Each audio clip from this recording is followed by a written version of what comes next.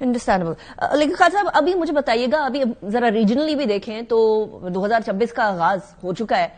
India نے operation sindoor 2 کی رٹ لگائی ہوئی تھی، پھر پراکسیز کے ذریعے افغانستان سے دہشت گردی کے اندر بھی اضافہ ہوتا رہا، ہم لوگوں کے آئی بی اوز بھی ہوتے رہے، ہم دہشت گردوں کو مارتے بھی رہے. Even in the beginning of this year بھی تشکیل آ رہی تھی 40-45 لوگوں کی، ان کو بھی ہم لوگوں نے ان کا بھی کما کیا. سو خان صاحب 2026 کے اندر دہشت گردی اور انڈیا کے سائڈ سے ایسٹ اینڈ ویسٹ دونوں کی تھریٹس کو آپ کیسے دیکھتے ہیں as a minister of defence?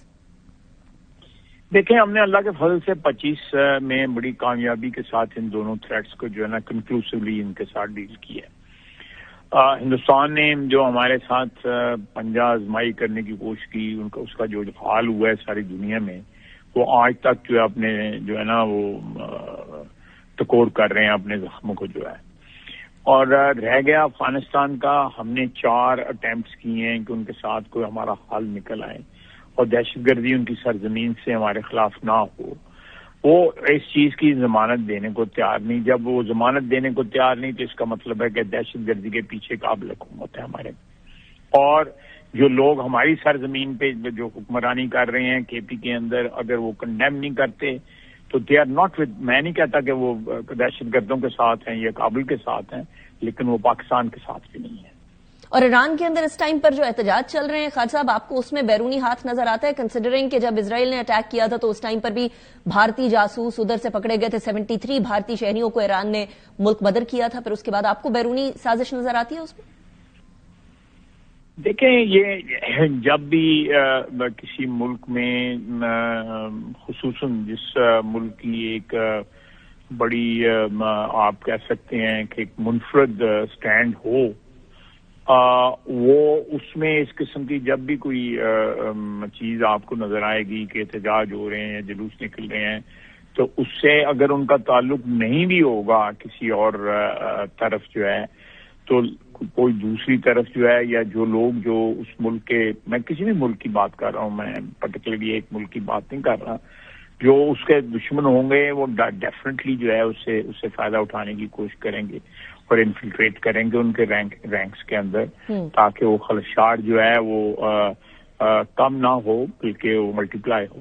This very natural, یہ ہیومن ہسٹری میں آپ کو ہمیشہ نظر آئے گا. رائٹ. اچھا، ہیومن ہسٹری میں ہمیں ایک چیز، اب جو ہسٹری بننے جا رہی ہے اس میں ایک اور چیز نظر آ رہی ہے خالد صاحب. ایک طرف تو مسلمانوں کے لیے بھارت کی زمین تنگ ہو گئی تھی، لیکن اب تمام اقلیتوں کے لیے بہت زیادہ پرابلم ہو گئی ہے. پہلے بھی یہ تھا کہ مسلمان زیادہ زیر اعتاب تھے، لیکن اب تو کرسمس میں ہم نے دیکھا کہ عیسائیوں کے ساتھ کیا ہوا. خالد صاحب، ایک ایسا ملک جو کہ ہمیشہ اپنی مائنورٹیز کے ساتھ کھڑا ہوتا ہے، اگر کہیں کچھ غلط ہوتا ہے تو ہم نے ایٹ لیسٹ پولیٹیکل لیڈرشپ کو اپنی مائنورٹیز کے ساتھ کھڑے ہوئے دیکھا ہے. اس کے ہمسائے کے بارے میں پوری دنیا کے اندر آج جریدے لکھ رہے ہیں کہ انڈیا کی مائنورٹیز آر انڈر تھریٹ. اس کے بارے میں کچھ کہنا چاہیں گے خالد صاحب؟ دیکھیں، میں انڈیا کا جو خیر کبھی بھی جو ہے وہ مسلمانوں کے ساتھ جو ہے کشت خون جو ہے وہ ہمیشہ جاری رہا پچھلے 78 سال میں. اس میں کوئی شک نہیں ہے، تاریخ اس کی گواہی دے گی. لیکن مودی کے آنے کے بعد جو ہے یہ ایک ہندوتوا کی جو حکومت جب بنی ہے دلی کے اندر جو ہے، اس کے بعد جو ہے نا مائنورٹیز کے اوپر جو ہے ہندوستان کی زمین تنگ کی جا رہی ہے اور کی جا چکی ہے. اور میرا اپنا خیال ہے کہ جب ایک اس قسم کی ذہنیت جو ہے پل رہی ہو کسی قوم کی جو اذہان ہے لیڈرشپ کے، اس میں تو وہ it's beginning of an end. وہ اتنا بڑا ملک جو ہے جس میں میرا خیال ہے سینکڑوں کے حساب سے زبانیں بولی جا رہی ہیں، کئی قومیں وہاں پہ آباد ہیں، کئی مذاہب کے لوگ وہاں پہ آباد ہیں، ان کو ایک اس میں لڑی میں پروئے رکھنے کے لیے جو ہے کئی چیزیں اختیار کرنی پڑتی ہیں حکمرانوں کو. جب اس قسم کی ویریڈ قسم کی آپ کی پاپولیشن ہو، تو جب آپ وہاں پہ پاپولیشن میں کے بڑے امپورٹنٹ جز جو ہیں، آپ دیکھیں یہ آپ سکھوں کو، مسلمانوں کو، کرسچنس کو جمع کریں تو یہ پرابلی جو ہے اگر ان کی 1.5 بلین کی آبادی ہے تو اس میں 40-50 کروڑ تو یہ ضرور بن جاتے ہیں. رائٹ. اس میں اور بھی آپ کر لینا جو آبادیاں ایسٹ پہ ہیں، جو بنگلہ دیش کے ارد گرد جو ان کی ہندوستان کے حصے ہیں، تریپورہ ہے، ناگالینڈ ہے، پھر آپ سینٹرل انڈیا میں آ جائیں، چھتیس گڑھ میں آ جائیں، اس طرح آپ اور بہت سے آپ کو علاقے نظر آئیں گے. پنجاب ہے سارے کا سارا جہاں پہ خلفشار ہیں. تو یہاں یہ سارے آپ دیکھیں گے تو میرا خیال ہے کہ it doesn't augur well for any country جس میں اس قسم کے حالات پیدا ہو گئے ہوں جو مودی نے ہندوستان میں اپنے لیے حالات پیدا کیے ہیں. ہمارے ساتھ تو خیر ان کی اودھی اور ازلی دشمنی ہے، اور اس میں تو نہ کوئی گلا ہے، کوئی نہیں کیا ہے.